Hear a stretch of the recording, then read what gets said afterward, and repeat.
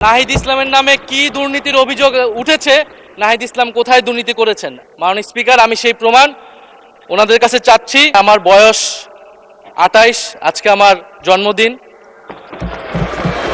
এবং মাননীয় স্পিকার, আপনাকে ধন্যবাদ। আমি একটু ব্যক্তিগত কৈফিয়তের জায়গা থেকে কথা বলতে চাচ্ছিলাম।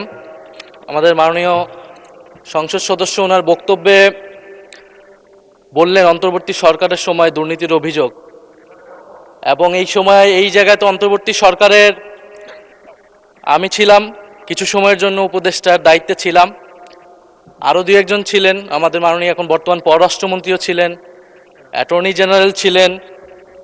তো আমি তো নির্বাচনের বহু আগেই পদত্যাগ করে চলে এসেছি। এখন দুর্নীতির অভিযোগ যদি উনি বললেন, ওনারাই সরকারে আছেন, ওনাদেরকে এটা প্রমাণ করতে হবে।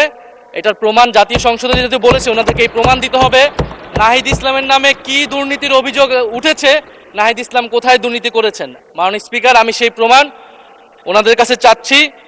আরেকটি বিষয় মাননীয় স্পিকার, আপনার দৃষ্টি আকর্ষণ করছি, এখানে সবাই জনগণের ভোটেই নির্বাচিত হয়ে এসেছে, সবাই নির্বাচিত প্রতিনিধি।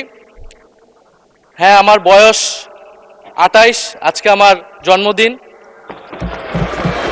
এবং আমি নবীন সদস্য। কিন্তু এখানে মাননীয় স্পিকার, আমিও জনগণের ভোটেই নির্বাচিত হয়ে এসেছি, কারো ছোট ভাই হিসেবে আমি এখানে আসিনি। ফলে সবাই মাননীয় সংসদ সদস্য হিসেবে সবাই যে সম্মান মর্যাদা প্রত্যাশা করে, সবাই যেটা পায়, আমরাও কিন্তু সে একই জিনিস প্রত্যাশা করি। ধন্যবাদ। এটি আপনি মাননীয় স্পিকার দেখবেন। আপনার ধন্যবাদ।